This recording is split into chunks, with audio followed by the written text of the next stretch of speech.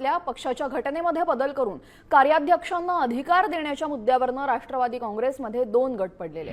प्रफुल्ल पटेल आणि सुनील तटकरे यांनी या बदलाबाबत सुनेत्रा पवार यांची भेट घेऊन स्पष्टीकरण देण्याचा प्रयत्न केला, मात्र त्या आणि पार्थ पवार यावर असमाधानी असल्याचं समजतंय। निवडणूक आयोगाला दिलेल्या पत्रानुसार निर्माण झालेला हा वाद मिटवण्यासाठी दिग्गज नेत्यांच्या बैठका सुरू असून पक्षामध्ये सध्या मोठे राजकीय नाट्य रंगलेले आहे। आपल्यासोबत आमचे प्रतिनिधी गिरीश कांबळे जोडले गेलेले आहेत। सुनेत्रा पवार असमाधानी आहेत असं दिसतंय, नेमकं काय घडतंय, काय घडू शकतं?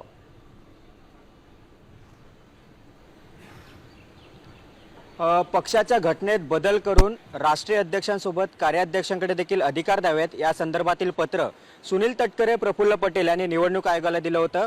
आणि यानंतर जेव्हा सुनेत्रा पवारांना हे सर्व माहिती मिळाली त्यानंतर सुनेत्रा पवारांनी 10 मार्च रोजी निवडणूक आयोगाला पत्र लिहून हा जो पत्रव्यवहार तो मान्य करू नका, गृहीत धरू नका अशा पद्धतीचं पत्र लिहिलं।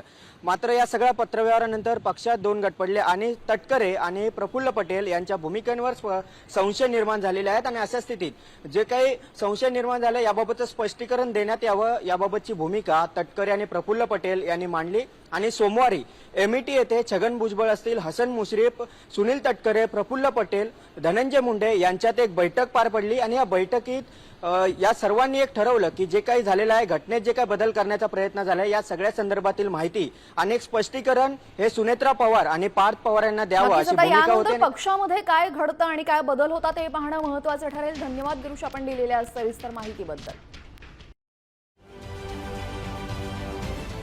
महाराष्ट्रातील सर्व बातम्यांचे विश्वासार्ह व्यासपीठ, सकाळच्या सर्व सोशल मीडिया प्लॅटफॉर्मला लाईक, फॉलो आणि सबस्क्राईब करा।